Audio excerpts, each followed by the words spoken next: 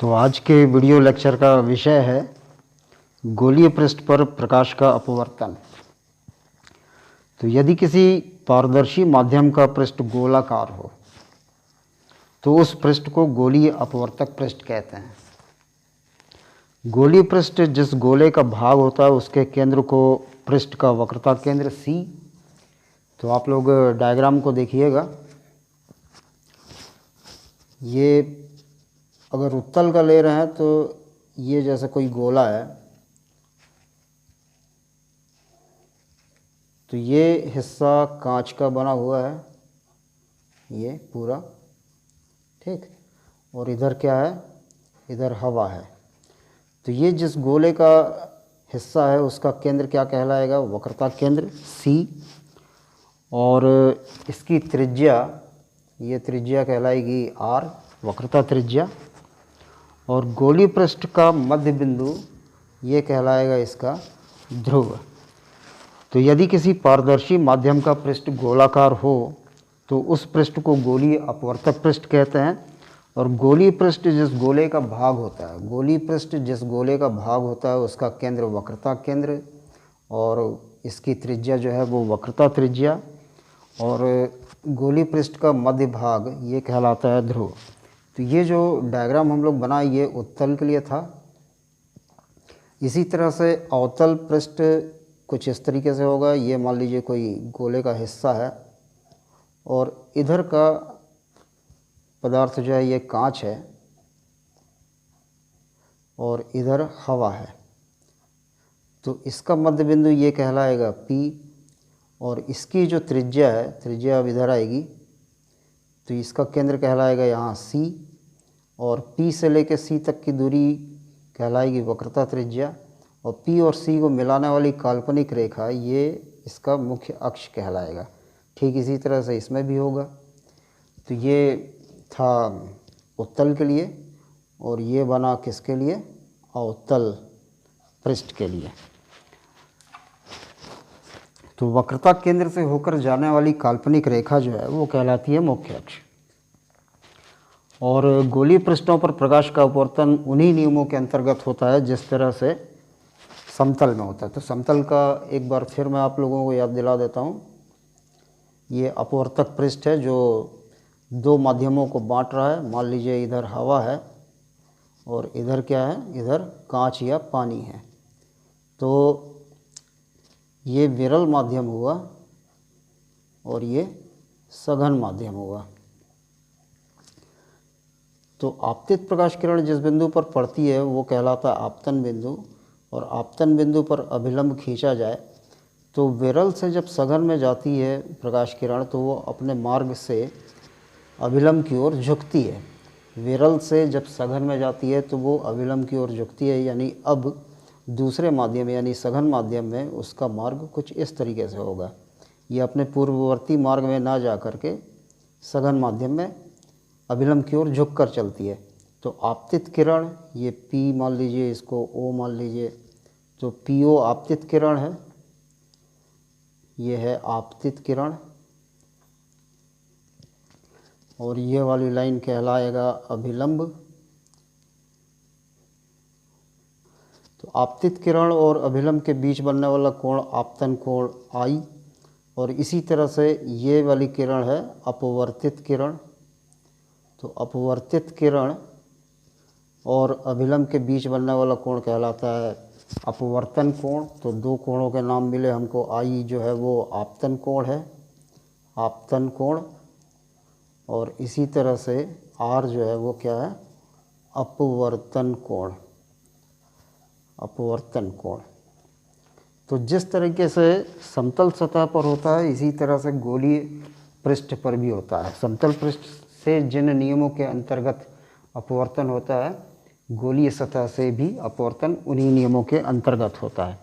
तो गोलीय पृष्ठ दो प्रकार के हो गए, उत्तल गोलीय पृष्ठ और अवतल गोलीय पृष्ठ। उत्तल गोलीय पृष्ठ किसको कहेंगे, यदि विरल माध्यम की ओर अपवर्तक पृष्ठ उत्तल है। तो ये हवा है, विरल माध्यम है, तो विरल माध्यम की ओर अपवर्तक पृष्ठ उत्तल है यानी उभरा हुआ है, तो ये कहलाएगा उत्तल गोलीय पृष्ठ।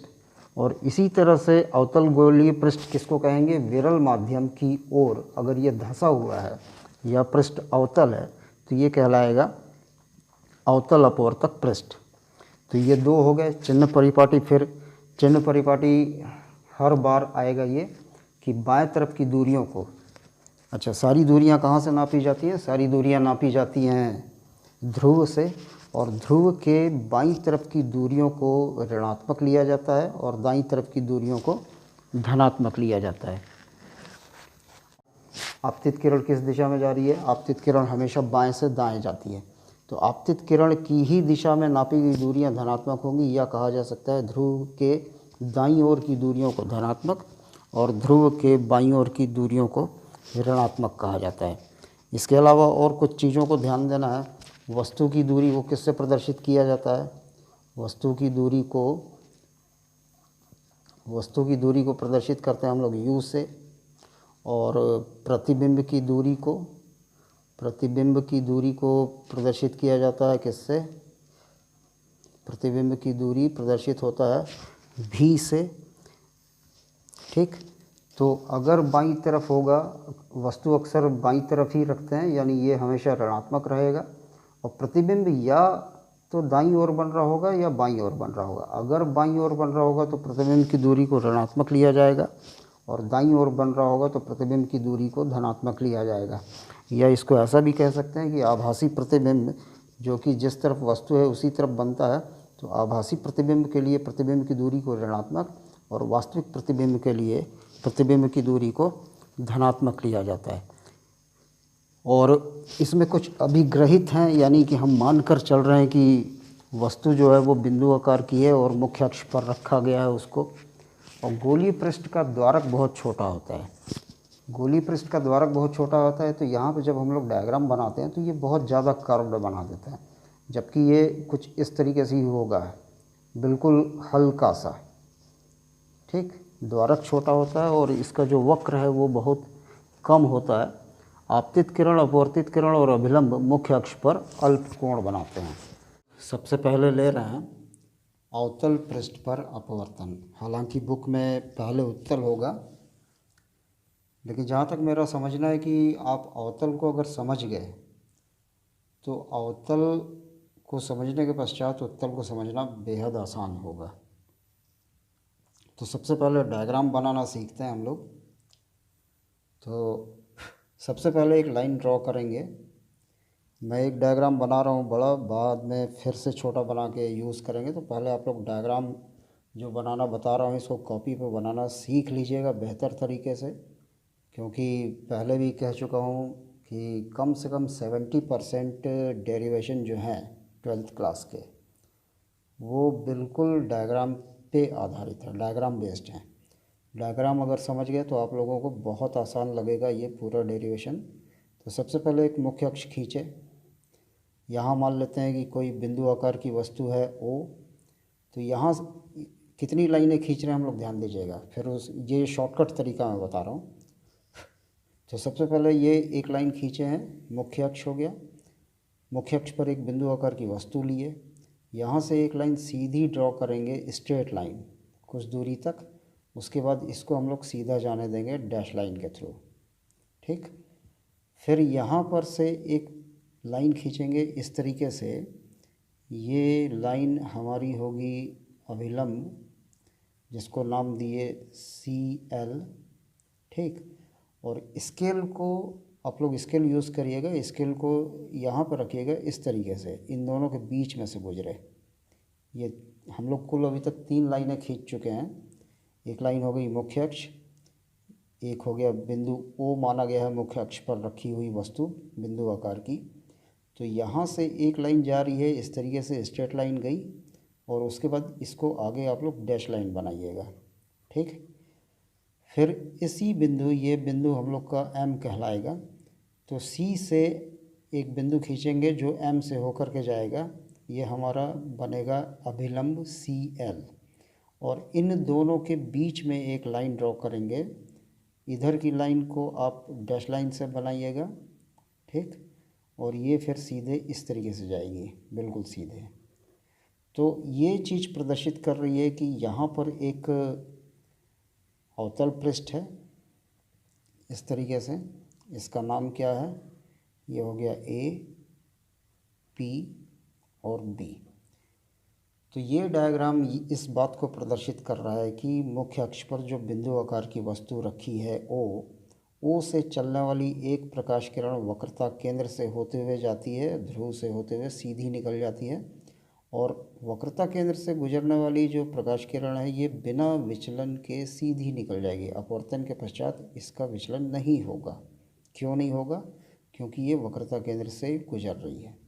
और दूसरी प्रकाश किरण को हम लोग ले रहे हैं ओ एम, एक प्रकाश आपतित प्रकाश किरण है ओ एम, ये ऐसे जा रही है। अगर ये माध्यम यहाँ पे जो कि कांच माना जा रहा है नहीं होता, इधर क्या है, हवा, तो ये कांच वाला माध्यम नहीं होता तो ये प्रकाश किरण बिना विचलन के सीधी जाती इस दिशा में। लेकिन यहाँ पर क्या हो रहा है कि माध्यम परिवर्तन हो रहा है हवा से कांच, तो यहाँ पे इसका विचलन होगा, यानी अपवर्तन के पश्चात ये मुड़ जाएगी इस दिशा में और एम एन मार्ग का अनुसरण करेगी। तो ये प्रकाश किरण जो इस दिशा में जा रही है और एक प्रकाश किरण इस दिशा में जा रही है, तो ये दोनों प्रकाश किरणें कभी नहीं मिलेंगी। कब मिलेंगी? मान लेते हैं कि इसको पीछे की ओर बढ़ाया गया तब, तो पीछे की ओर बढ़ाया जा रहा है तो ये यहाँ पर मिल रही है प्रकाश किरण, ये वाली प्रकाश किरण, और एम एन को पीछे की ओर बढ़ाए जाने पर यहाँ, तो यहाँ पर हमारा प्रतिबिंब प्राप्त होगा जिसको नाम दे रहे हैं आई। तो इंग्लिश टर्म्स आप लोग ध्यान दीजिएगा, पहले भी कहा है आप लोगों के लिए, चूँकि आप लोग हिंदी मीडियम के छात्र हैं, लेकिन यहाँ पर जो भी टर्म्स यूज़ होते हैं, अल्फ़ाबेट्स यूज़ होते हैं, वो सारे के सारे इंग्लिश के आधार पे आते हैं। जैसे ओ क्या है, ऑब्जेक्ट, आई क्या है, इमेज, सी जो है वो सेंटर ऑफ कर्वेचर, पी का मतलब पोल, ठीक है। तो आपतित किरण ये और ये है अभिलंब, तो आपतित किरण और अभिलंब के बीच बनने वाला कोण कहलाता है आपतन कोण। ये पूरा वाला कोण कहलाएगा आई, आपतन कोण। और अपवर्तित किरण एम एन है, अभिलंब है सी एल, तो आप अपवर्तित किरण और अभिलंब के बीच बनने वाला कोण कहलाएगा आर, अपवर्तन कोण। लेकिन इधर कोई त्रिभुज प्राप्त नहीं हो रहा है तो इसका शीर्षाभिमुख कोण ये है, ये वाला, इसको कहेंगे हम लोग आर। कौन कौन सी लाइन के बीच बन रहा है, देखो, इस लाइन के बीच और इस लाइन के बीच, तो इसके बीच बनने वाला कोण ये कहलाएगा अपवर्तन कोण। अपवर्तन कोण दोनों तरफ प्राप्त हो रहा है, इधर भी और इधर भी। इसके बीच का कोण को नाम दिया गया अल्फ़ा, यहाँ नाम दिया गया बीटा और यहाँ नाम दिया गया थीटा। और यही सारी चीज़ें उत्तल के लिए भी यूज़ होगा, ऑब्जेक्ट के साथ अल्फ़ा, इमेज के साथ बीटा, सेंटर ऑफ कर्वेचर के साथ थीटा, ठीक है, उसमें भी ऐसी है। तो अब इसको हम लोग प्रारंभ कर रहे हैं। आपतन कोण का नाम क्या है, आपतन कोण है हमारा, नाम बताइए डायग्राम के अनुसार आपतन कोण का नाम क्या बनेगा, ये बनेगा ओ एम सी, ये पूरा कोण। तो आपतन कोण ओ एम सी है जो आई कहलाया। इसी तरह से अपवर्तन कोण दोनों तरफ है, तो अपवर्तन कोण का नाम एक्चुअल में अपवर्तन कोण तो यहाँ है, लेकिन इधर का ना लेकर के हम लोग इधर का लेते हैं। तो अपवर्तन कोण क्या है, एल एम एन, कोण है एल एम एन, या कोण आई एम सी, ये वाला शीर्षाभिमुख कोण। तो कोण आई एम सी जो कहलाया क्या, आर। इसी तरह से कौन कौन से कोण लिए जा रहे हैं, और ये एक कोण है अल्फ़ा, इसको क्या नाम दे सकते हैं, इसको नाम दे सकते हैं एम ओ सी, ये वाला कोण। तो कोण एम ओ सी बराबर क्या है, अल्फ़ा। इसी तरह से एम आई सी, ये है एम आई सी, क्या है ये, बीटा। इसी तरह से कोण एम सी पी, ये है थीटा, ठीक। तो डायग्राम मेरे ख्याल से समझ में आ गया होगा, ना आया हो तो दोबारा इसको बैक करके देखा जा सकता है। अब मैं दूसरा पेज यूज़ कर रहा हूँ। तो यहाँ से शुरू करते हैं अब हम लोग स्नेल के नियम से। तो अब शुरू हो रहा है स्नेल के नियम से। स्नेल के नियम से, स्नेल का नियम क्या होता है? Mu is equal to sine I upon sine R. अब यहाँ पे थ्योरी आप लोग बुक से देख के लिखिएगा कि साइन आई और साइन आर चूँकि बहुत छोटे कोण होते हैं, आई और आर बहुत छोटे कोण होते हैं, इसलिए साइन आई को लिया जा सकता है आई, और इसी तरह से साइन आर को लिया जा सकता है केवल आर। तो वो क्या बन जाएगा? म्यू इज इक्वल टू बन जाएगा आई अपॉन आर, या आई इज इक्वल टू क्या बन जाएगा? Mu R. तो ये आ गया हमारा समीकरण number 1, I is equal to mu R. अब समीकरण 1 में आई और आर के मान को बदला जाएगा, और आई और आर का मान खोजने के लिए हम लोग डायग्राम का पुनः मदद लेते हैं। और आई यहाँ पर है, ये वाला कोण है आई, और त्रिभुज ओ एम सी में ये आई और ये अल्फ़ा, और इस त्रिभुज का बहिष्कोण है थीटा। और 9th या 10th क्लास का मैथ्स है छोटा सा कि बहिष्कोण जो होता है वो दूरस्थंतक कोणों की योग के बराबर होता है।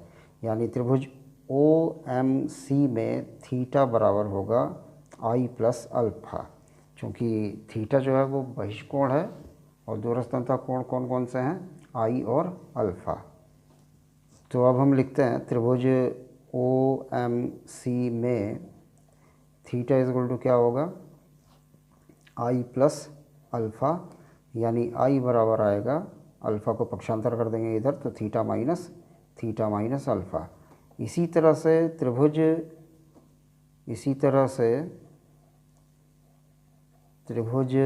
आई एम सी में, आई एम सी से हमको आर का मान निकलेगा, जिसके मान को, आई और आर के मान को क्रमशः समीकरण 1 में रखना है। तो इसी तरह से त्रिभुज आई एम सी में एक बार फिर से हम लोग डायग्राम देखते हैं।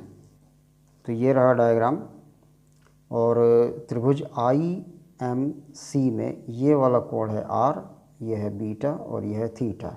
थीटा फिर से इस बार बहिष्कोण है, और दूरस्थंतक कोण अब कौन कौन है? आर और बीटा। तो थीटा बराबर आएगा आर प्लस बीटा। तो अब हम लिख सकते हैं त्रिभुज आई एम सी में theta is equal to R plus beta, और आर बराबर बनेगा, बीटा इधर पक्षांतर होकर थीटा माइनस बीटा। तो यहाँ पर आर का मान मिल गया हमको, यहाँ पर आई का मान मिल गया, और इन दोनों मानों को समीकरण नंबर 1 में रख दिया जाए। तो अब लिखेंगे समीकरण 1 में आर और आई के मान रखने पर, आई और आर के मान रखने पर हमको क्या प्राप्त होगा? देखिए समीकरण 1 ये है, आई की जगह पर आ जाएगा theta minus alpha is equal to mu, और आर की जगह पे आ जाएगा क्या? Theta minus beta. अब क्या देख रहे हैं कि समीकरण 1 जो आई और आर के रूप में था वो अब सारे कोण के रूप में परिवर्तित हो चुका है, थीटा अल्फ़ा और यहाँ थीटा बीटा। तो अब हमारा काम है कि थीटा और बीटा के मान को पुनः चेंज किया जाए। तो वो किस रूप में बदलने वाला है, ध्यान दीजिएगा। तो यहाँ पे हम करते हैं, चूँकि कोण बराबर होता है चाप बटे त्रिज्या, तो थीटा बराबर क्या आएगा, इसी तरह से बीटा बराबर क्या आएगा, इसी तरह से अल्फ़ा बराबर क्या आएगा। इसके लिए फिर से डायग्राम की आवश्यकता पड़ेगी। तो देखिए यह है थीटा, और कोण बराबर क्या लिखे? चाप बटे त्रिज्या। तो ये है चाप पी एम, और यहाँ से यहाँ तक इसकी त्रिज्या बनेगी यानी पी सी। तो थीटा ले रहे होंगे तो P M upon P C होगा, इसी तरह से बीटा ले रहे होंगे तो P M upon P I होगा, यहाँ से यहाँ तक की दूरी पी आई है। इसी तरह से अल्फ़ा ले रहे होंगे तो चाप बनेगा पी एम और त्रिज्या बनेगी पी से लेके ओ तक। फिर से रिपीट कर रहा हूँ, जब थीटा ले रहे होंगे तो P M upon P C, और बीटा लेंगे तो PM अपॉन PI, और अल्फ़ा लेंगे तो चाप PM और त्रिज्या PO। थीटा को हम लोग लिख सकते हैं PM अपॉन PC, बीटा को लिख सकते हैं PM अपॉन PI, और इसी तरह से अल्फ़ा को लिख सकते हैं PM अपॉन PO। और थीटा बीटा अल्फ़ा का मान अब यहाँ पे समीकरण नंबर इसको मान लेते हैं 2। तो थीटा बीटा अल्फ़ा का मान समीकरण नंबर 2 में रखे जाने पर थीटा की जगह पे क्या लिखा जा सकता है, यहाँ पे दिख रहा है समीकरण में थीटा का मान हम लोग लिख सकते हैं PM upon PC, minus alpha की जगह पे लिखा जा सकता है PM upon PO is equal to mu, और फिर थीटा की जगह पे लिखा जा सकता है PM upon PC, minus beta की जगह पे लिखा जा सकता है PM अपॉन PI। अब इसमें देखिएगा यहाँ पे समीकरण के बाएं तरफ के 2 पद हैं, दोनों पदों में PM है, और इसी तरह से दाएं तरफ भी 2 पद हैं और दोनों पदों में PM है। तो PM को काटा जा सकता है, कॉमन निकाल के काटिए या फिर डायरेक्ट काट दीजिए। मान लेते हैं कि काट दिया गया, तो क्या बचेगा 1 upon PC minus 1 upon PO is equal to mu का अंदर मल्टीप्लाई कर देंगे और यहाँ पर 1 बच रहा है, तो ये बनेगा म्यू अपॉन PC और माइनस म्यू अपॉन PI। चिन्ह परिपाटी के अनुसार डायग्राम में PC इज इक्वल टू क्या है और PO इज इक्वल टू क्या है, और इसी तरह से PI इज इक्वल टू क्या है वो फिर से देखते हैं डायग्राम में। तो P से लेके C तक की दूरी, ये वक्रता त्रिज्या है, R से प्रदर्शित किया जाएगा और बाएं तरफ होने के कारण माइनस में। इसी तरह से P से लेके I तक यहाँ प्रतिबिंब प्राप्त हो रहा है, तो प्रतिबिंब की दूरी को V से प्रदर्शित करते हैं। तो P से लेके I तक की दूरी को हम लोग V कहेंगे और बाएं तरफ होने के कारण माइनस में। इसी तरह से P से लेके O तक की दूरी, ये वस्तु की दूरी है और वस्तु की दूरी को U से प्रदर्शित किया जाता है और बाएं तरफ होने के कारण ये भी माइनस में रहेगा। तो इनके मान क्रमशः हम लोग रख देते हैं। PC को रखा जा सकता है R और बाएं तरफ होने के कारण माइनस में, PO को बोलेंगे U बाएं तरफ होने के कारण माइनस में। इसी तरह से PI होगा V और बाएं तरफ होने के कारण ये भी माइनस में। तो इनमें मान रख देते हैं 1 अपॉन PC की जगह पे क्या आ गया माइनस R, और माइनस 1 अपॉन PO की जगह पे आ जाएगा minus U is equal to mu upon PC की जगह पे आएगा माइनस R, और इसी तरह से माइनस म्यू अपॉन PI की जगह पे आएगा माइनस V। तो माइनस चिन्ह को ऊपर भेज देते हैं, तो ये माइनस 1 अपॉन R और ये दोनों माइनस मिलकर क्या बन जाएंगे plus 1 upon U is equal to, ये माइनस ऊपर गया तो माइनस म्यू अपॉन R और ये मिलकर बन गया प्लस म्यू अपॉन V। तो यहाँ पे R वाले पद को हम एक तरफ ले आते हैं, तो ये R वाला पद इधर आ जाएगा और ये वाले पद को पक्षांतर कर देते हैं उधर।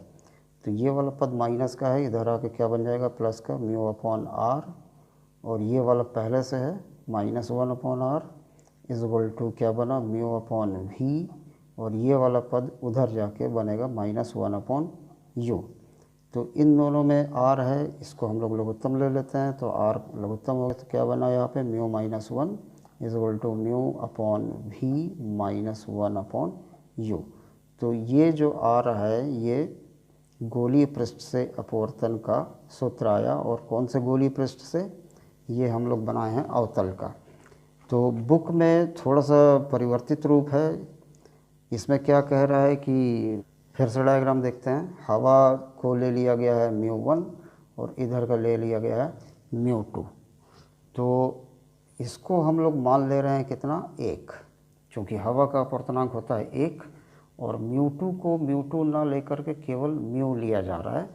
तो इस तरीके से हमको डेरिवेशन प्राप्त हो रहे हैं, जबकि बुक में म्यू की जगह पे है μ2 और माइनस 1 की जगह पे क्या है μ1 upon R is equal to mu की जगह पे μ2 अपॉन V, और माइनस 1 की जगह पे है μ1 अपॉन U।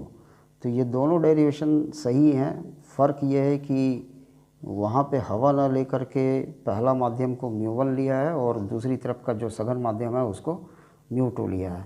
और हम क्या किए हैं, जो विरल माध्यम है उसको हवा मानकर 1 ले रहे हैं उसका अपवर्तनांक, और दूसरी तरफ का जो माध्यम है उसको म्यू2 ना ले करके केवल म्यू ले रहे हैं, और ये बिल्कुल सही है।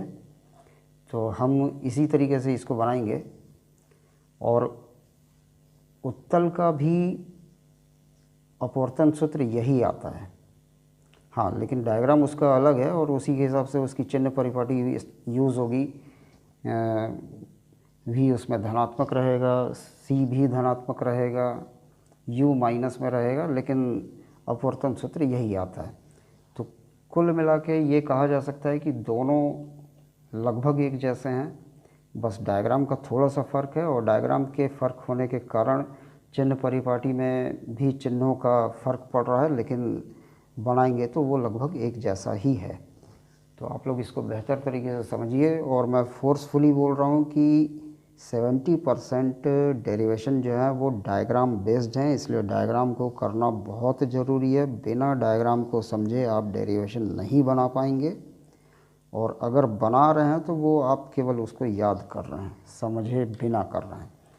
अगर कोई बच्चा कहता है मुझसे कि मैं उत्तल का बना लेता हूँ, अवतल का नहीं बना पाता, इसका मतलब वो झूठ बोल रहा है, याद किया है, समझा नहीं है।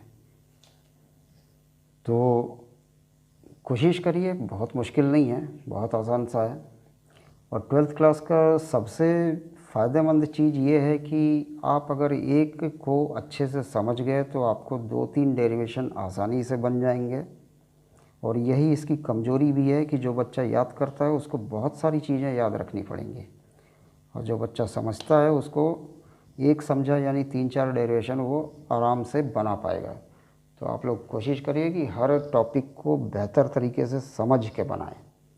और मैं बार बार कह रहा हूँ, फिर कहता हूँ कि जब वीडियो आप लोग देखेंगे तो उसको रोक रोक कर देखिए और पूरा बनाने की कोशिश करिएगा। ठीक है, अब अगला वीडियो जो रहेगा हमारा वीडियो लेक्चर, वो उत्तल पृष्ठ पर अपवर्तन के लिए रहेगा। उसके लिए आप लोग तैयार रहिए फिर।